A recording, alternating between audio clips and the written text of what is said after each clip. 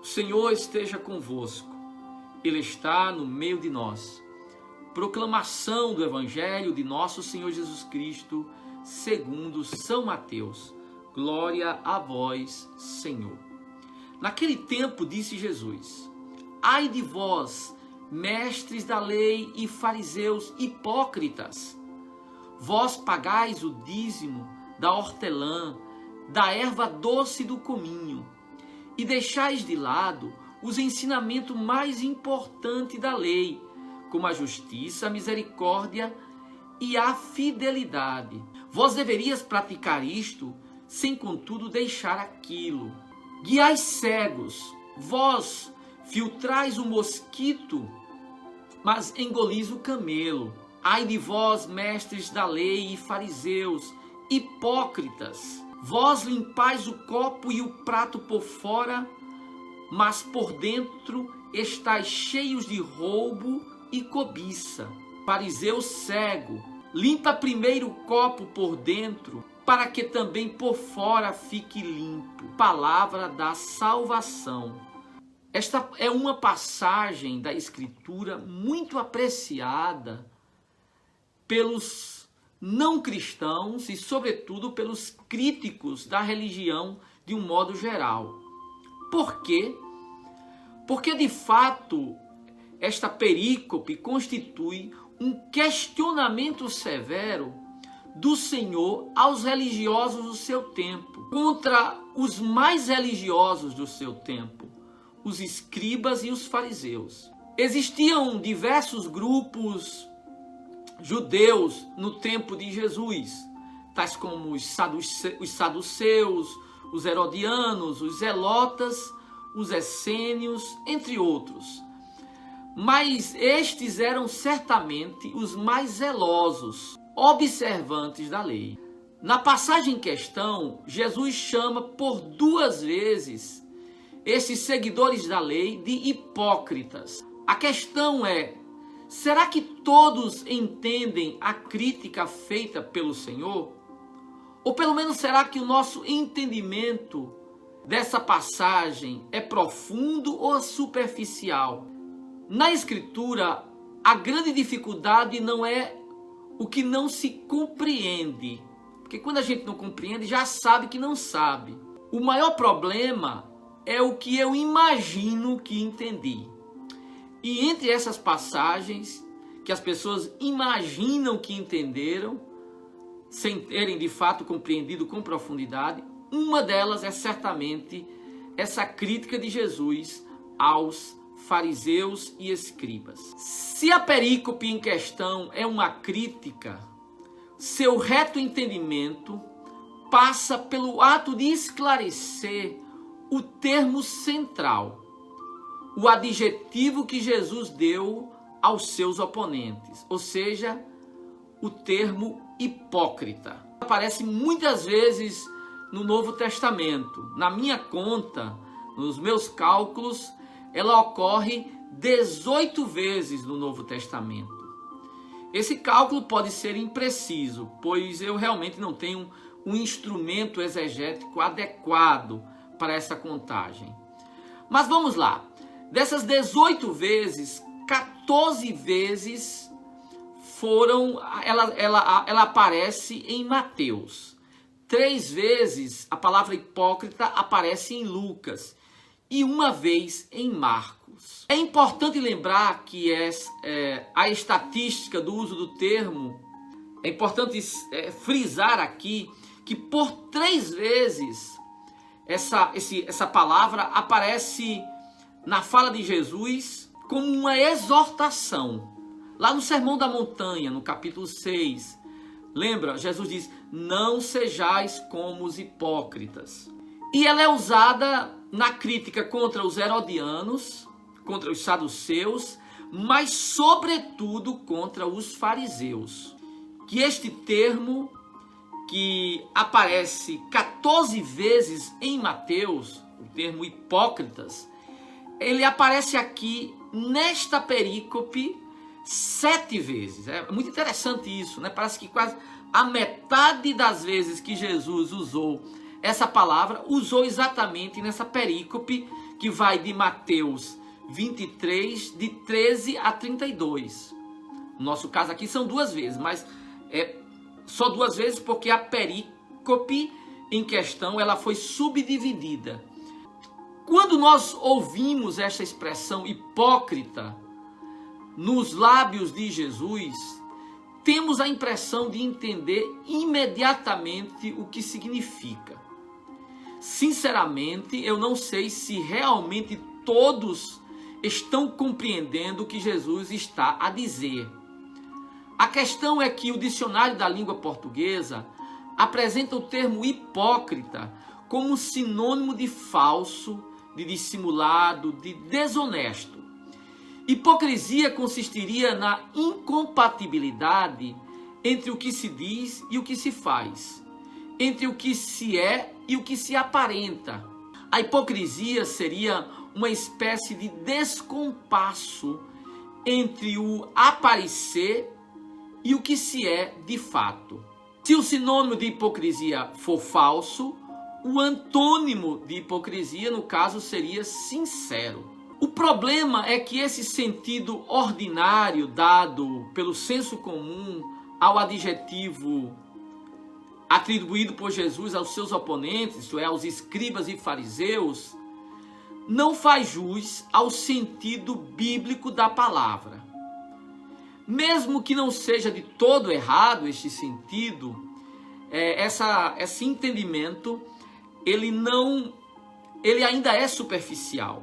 Eu tive um professor de retórica bíblica na Universidade Gregoriana, um estudioso das Escrituras, o professor Roland Mené, que certa vez ele esclareceu com bastante precisão o sentido desse termo hipócrita na Escritura, no Novo Testamento. Ele tentou colher o significado a partir da etimologia da palavra. Vamos lá. Ele mostrou que a palavra grega hypokrites é uma palavra constituída de 2 vocábulos. Uma preposição, hypo, e um substantivo, krites. A preposição hypo quer dizer baixo. Krites significa juiz ou magistrado.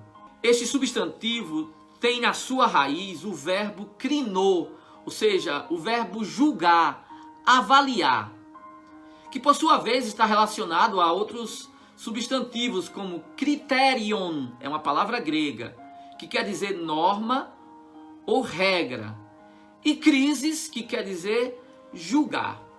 Neste caso, o problema fundamental não seria a incoerência entre o agir e o falar, entre o ser e o parecer. Por que é importante dizer isso? Por que é importante fazer esse esclarecimento? Porque quando nós estudamos a vida dos fariseus, eles não eram incoerentes. Quando a gente estuda a vida desse grupo, eles não eram um grupo incoerente. Eles levavam muito a sério a religião. Eles eram conhecidos exatamente por praticarem a religião, ou melhor, por vivenciá-la com seriedade. Por que é importante dizer isso? Porque se hipócrita, que significar falso, o seu antônimo será sincero. E aí, nesse caso, os fariseus não seriam sinceros na sua religião. Então, essa aqui é uma questão interessante para termos presente aqui. A questão é que, a partir desse levantamento da etimologia da palavra hipócrita, nós vemos que hipocrisia não é simplesmente esse descompasso entre o agir e o falar. Não é apenas uma questão de ser e parecer. Hipocrisia seria um julgamento, um critério baixo, um julgamento superficial, um julgamento inapropriado. Os fariseus eram hipócritas não porque não fossem sinceros na sua fé, mas porque julgavam não segundo Deus, mas segundo o mundo, não segundo a essência mas segundo a aparência. Julgavam segundo a tradição dos antigos. É isso que nos diz Jesus. Bom, eu gostei da explicação do professor Roland Menet, de fato, mas é preciso também ter presente que o sentido ordinário não está de todo equivocado. Por quê? Porque a palavra hipócrites, no grego, significa intérprete ou ator. Então, o hipócrita seria uma espécie de ator. Quando eu fiz filosofia, há muitos anos atrás, claro, e eu paguei uma cadeira da área de psicologia, uma cadeira chamada Teoria da Personalidade.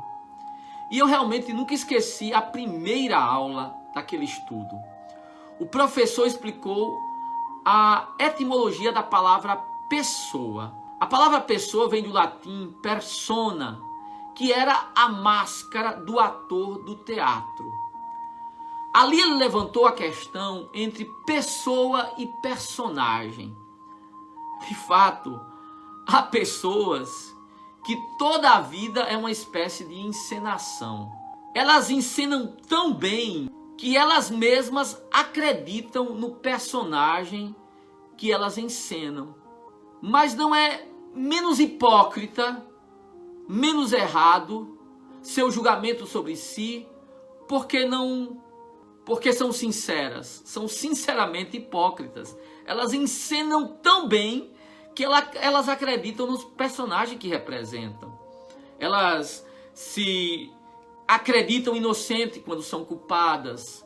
Elas se acreditam boas quando são más. Elas se acreditam verdadeiras quando são falsas. Porque o julgamento delas o modo como elas se julgam é semelhante àquele como os fariseus se julgavam, não segundo a verdade, mas segundo os seus critérios humanos, segundo a aparência. O que é que nós aprendemos com essa reflexão? A hipocrisia não é apenas uma questão de incoerência. Veja, São Paulo, na carta aos Romanos, constatou isso lá no capítulo 7, 29. Ele diz: pois não faço o bem que quero, mas o mal que não quero. Esse pratico. Ora, se eu faço o que não quero, já não sou eu, mas o pecado que habita em mim. Acho então esta lei em mim. Mesmo querendo fazer o bem, o mal está comigo.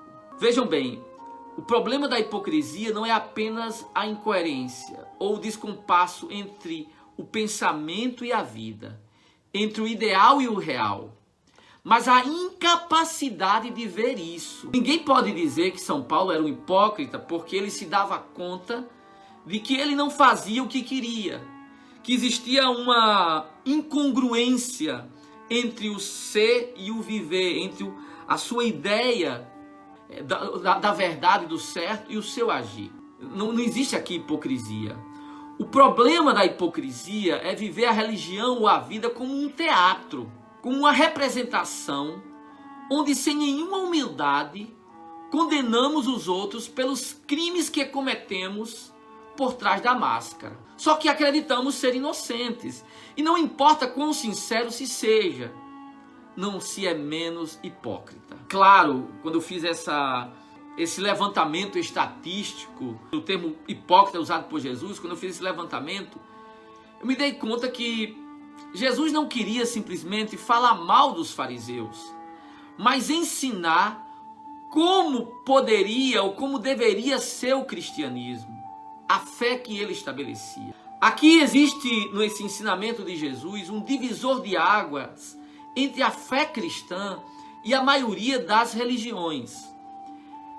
A maioria das religiões exigem apenas práticas externas e não questionam muito o interior da pessoa. Não apontam para o coração. O cristianismo é diferente.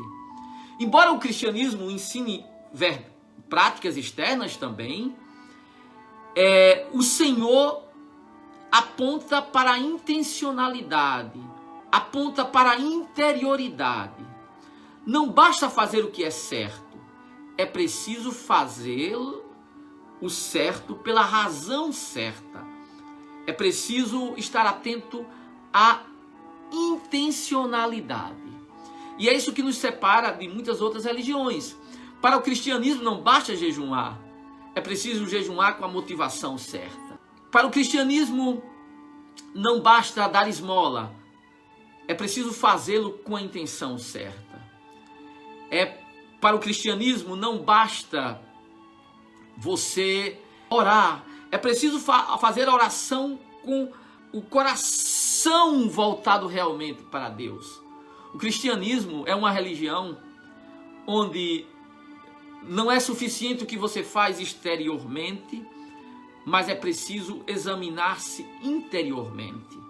Aqui está a essência do cristianismo, e porque com tanta veemência Jesus condenou aquela religião baseada apenas em atos exteriores. E foi por isso que Jesus condenou tanto o farisaísmo. Não porque eles não fossem sinceros, é porque eles estavam sinceramente errados. Vivendo uma religião baseada apenas num trabalho exterior e não num trabalho interior que repercute no exterior. Rezemos, irmãos, especialmente para que o Senhor nos livre e nos ajude a não cairmos na hipocrisia, não vivermos a religião como se fosse um teatro, como uma encenação. Mas, embora o nosso crer não seja totalmente compatível com o nosso viver, porque de fato não é, estamos muito aquém daquele ideal estabelecido por Cristo, e o próprio São Paulo reconheceu isso. Não faço o bem que quero, mas o mal que não quero. Mas que sejamos sinceros na nossa busca e no nosso modo de nos vermos diante de Deus e de reconhecermos exatamente isso. Porque o grande problema do hipócrita não é que haja um descompasso entre o seu falar e o seu viver. O grande problema é que ele não se dá conta disso. O problema é que ele não percebe. Aqui é que está a sua dificuldade. Embora ele se veja bem, ele não está bem. Embora ele apareça bem, ele não está bem.